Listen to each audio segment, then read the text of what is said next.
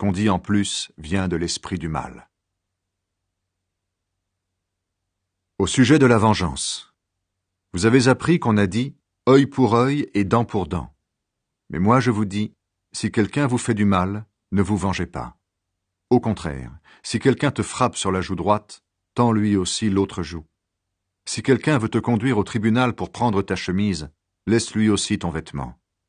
Si quelqu'un te force à faire 1 kilomètre à pied, fais-en 2 avec lui. Quand on te demande quelque chose, donne-le. Quand on veut t'emprunter quelque chose, ne tourne pas le dos. Au sujet de l'amour des ennemis. Vous avez appris qu'on a dit « Tu dois aimer ton prochain et détester ton ennemi ». Mais moi, je vous dis « Aimez vos ennemis. Priez pour ceux qui vous font souffrir.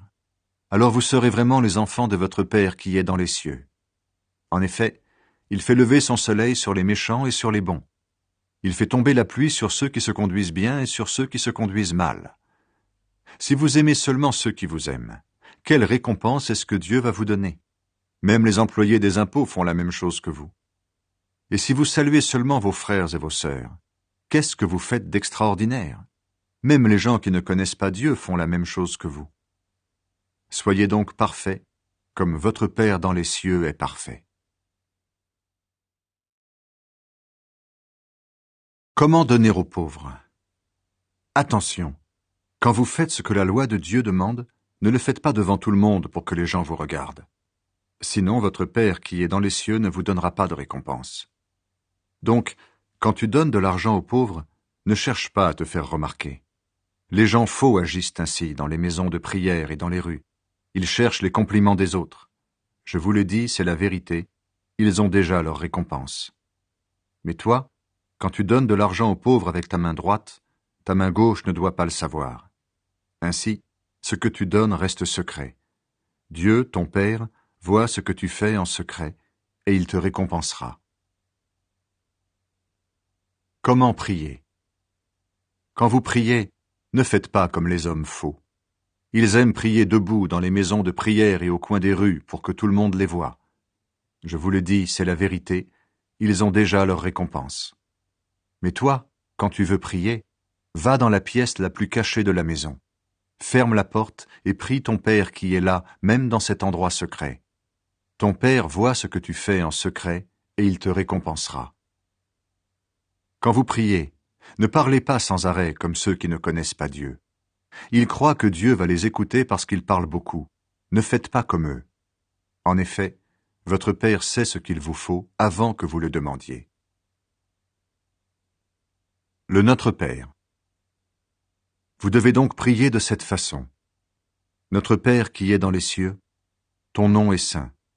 Fais que tout le monde le connaisse. Fais venir ton royaume.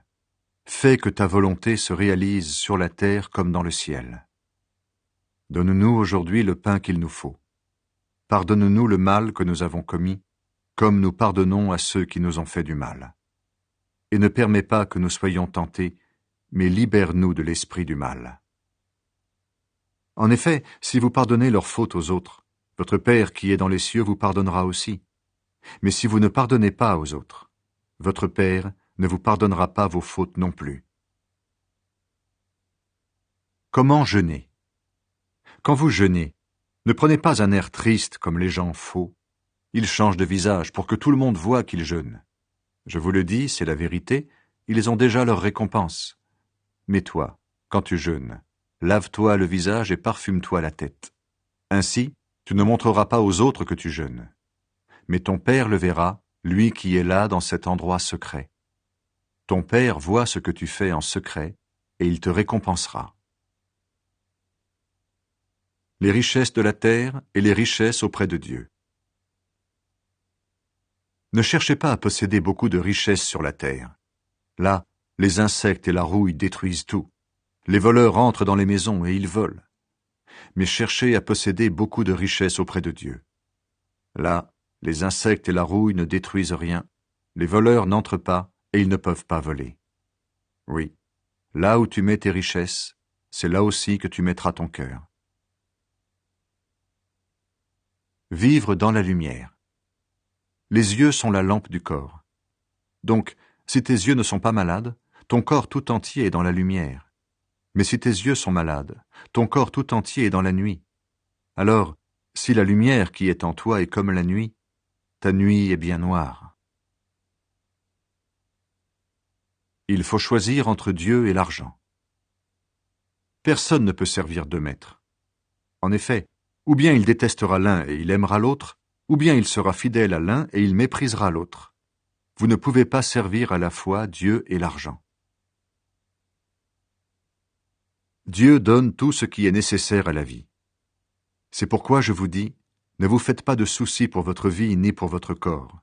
Ne vous demandez pas « qu'est-ce que nous allons manger ? Avec quoi est-ce que nous allons nous habiller ?» Oui, votre vie est plus importante que la nourriture, et votre corps est plus important que les vêtements. Regardez les oiseaux. Ils ne sèment pas, ils ne moissonnent pas, ils ne mettent pas de récolte dans les greniers. Et votre Père qui est dans les cieux les nourrit. Vous valez beaucoup plus que les oiseaux. Ce n'est pas en vous faisant du souci que vous pouvez ajouter un seul jour à votre vie. Pourquoi alors vous faire du souci pour les vêtements? Observez les fleurs des champs, regardez comment elles poussent. Elles ne filent pas et elles ne tissent pas. Pourtant, je vous le dis, même Salomon, avec toute sa richesse, n'a jamais eu de vêtements aussi beaux qu'une seule de ses fleurs. L'herbe est aujourd'hui dans les champs, et demain on la jettera au feu. Et pourtant, Dieu l'habille de vêtements magnifiques. Vous qui n'avez pas beaucoup de foi, vous pouvez être sûr d'une chose, Dieu en fera au moins autant pour vous. Ne soyez pas inquiets en vous demandant « Qu'est-ce que nous allons manger ? Qu'est-ce que nous allons boire ? Avec quoi est-ce que nous allons nous habiller ?» En effet, les gens qui ne connaissent pas Dieu cherchent tout cela sans arrêt.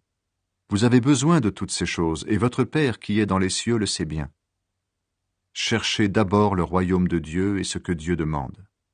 Il vous donnera tout le reste en plus. Donc, ne vous faites pas de soucis pour demain. Demain se fera du souci pour lui-même. La fatigue d'aujourd'hui suffit pour aujourd'hui. Ne pas juger les autres. Ne jugez pas les autres, et Dieu ne vous jugera pas. En effet, Dieu vous jugera comme vous jugez les autres, et il vous donnera comme vous donnez aux autres. Tu regardes le bout de paille qui est dans l'œil de ton frère, mais le tronc d'arbre qui est dans ton œil, tu ne le remarques pas. Pourquoi donc? Comment peux-tu dire à ton frère, « Laisse-moi enlever le bout de paille qui est dans ton œil » ? Et toi, tu as un tronc d'arbre dans le tien. Homme faux. Enlève d'abord le tronc d'arbre qui est dans ton œil. Ensuite, tu verras assez clair pour enlever le bout de paille dans l'œil de ton frère. Ne donnez pas aux chiens ce qui est à Dieu. Ils peuvent se retourner contre vous pour vous déchirer. Ne jetez pas vos perles précieuses devant les cochons. Ils peuvent les écraser en marchant dessus. Celui qui demande reçoit. Demandez, et on vous donnera. Cherchez, et vous trouverez. Frappez à la porte, et on vous ouvrira. Oui, celui qui demande reçoit. Celui qui cherche trouve.